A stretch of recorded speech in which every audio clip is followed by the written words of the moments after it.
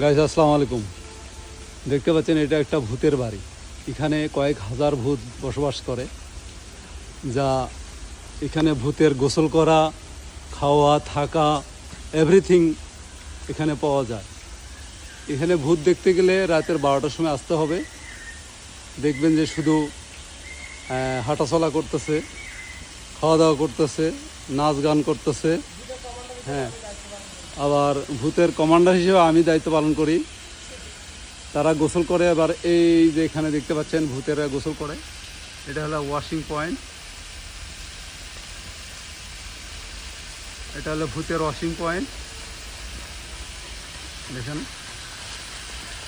এটাকে বলা হয় ভূতের গলি,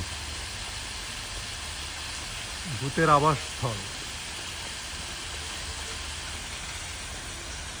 দেখেন, আজ থেকে 100 বছর আগের জায়গা।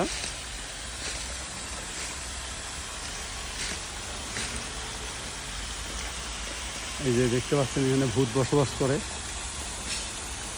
বিশাল ভূতের অভয়ারণ্য।